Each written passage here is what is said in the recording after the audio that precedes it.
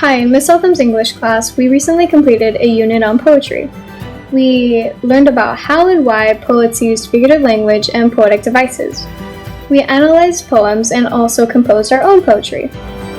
We read poems by poets such as Langston Hughes, Shel Silverstein, Amanda Gorman, Christina Rossetti, and Carl Sandburg.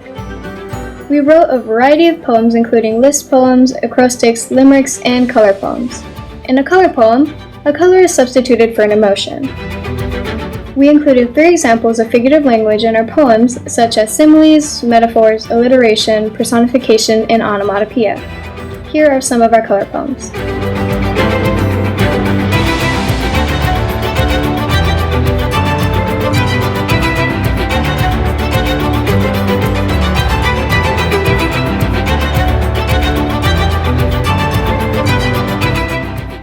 Hello everyone, my name is Jaden, and I would like to explain an assignment we did in U.S. history about enslavement. One of our tasks was to analyze quotes from the enslaved people so that we could gain an understanding of enslavement from their point of view. Next, we explored various resources to gather information about a variety of strategies enslaved people used to resist their enslavement. After analyzing an excerpt from an 1857 book in which the author attempts to justify slavery, we disproved that argument by using examples of resistance. Our final task was to write a poem that encourages readers to talk about resistance when they tell the story of slavery. I hope you find deep meaning in our poems.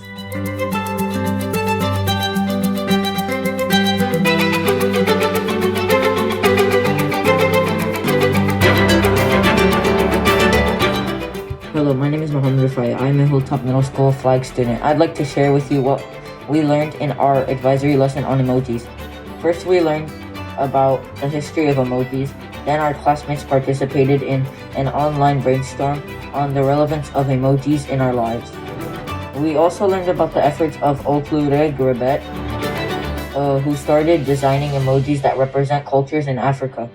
Our class later discussed the importance of having emojis in our lives, and also that represent our different global communities. Finally, we designed our own emojis that describe and represent our cultures and interests. Hola, mi nombre es Damián López. Tengo 12 años. Estoy en Español 1-2. Hello, my name is Damian Lopez. I'm 12 years old and in Spanish 1-2. This past week, we had a mini project, and for the mini project, we had to choose 5 modes of transportation.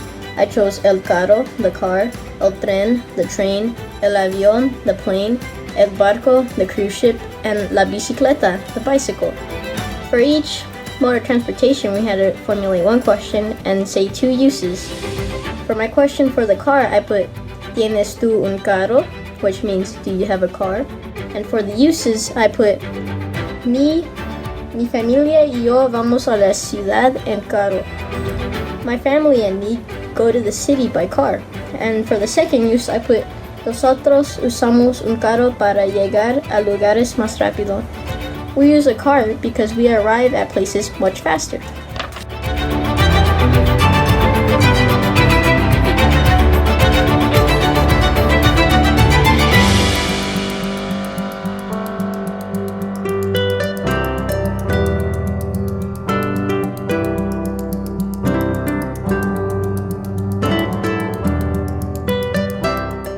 My name is Declan Guzman. I'm a flag student at Hilltop Middle School. I'd like to share our global studies lesson in world cultures. We started by examining a list of social issues and narrowing it down to 3 believed were most important. We then researched President Biden's stance on issues such as education and immigration and compared them to our own.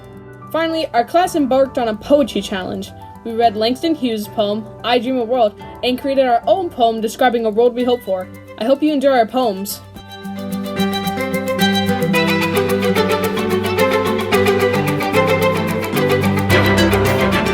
Hi there, I'm Cassandra Herrera from the Flags program at Hilltop Middle School District.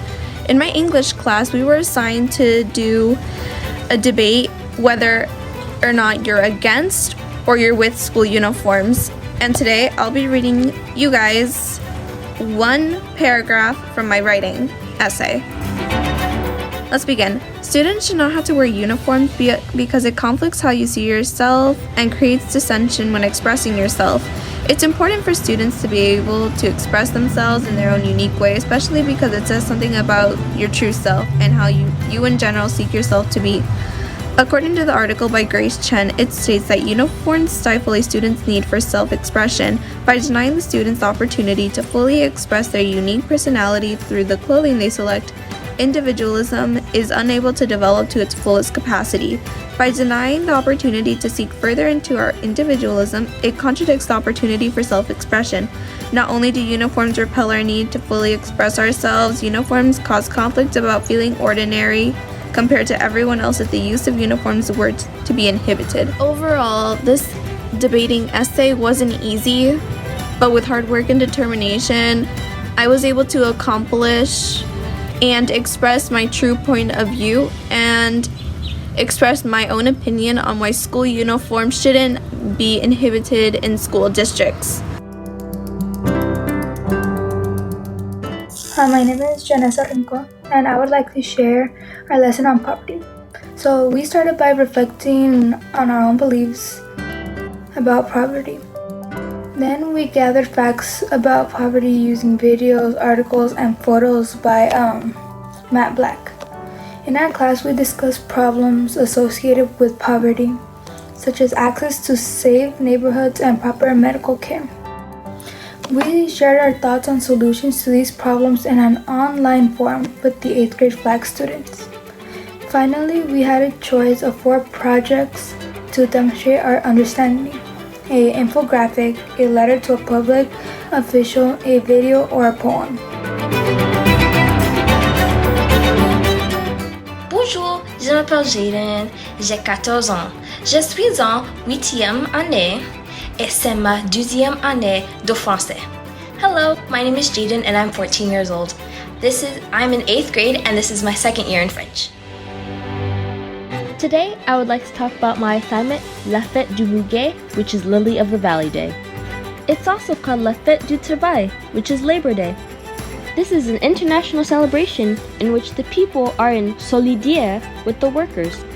Solidaire means solidarity, which I like to think of as unity or uniting. The flowers on the screen, lilies of the valley, also represent solidaire with the workers.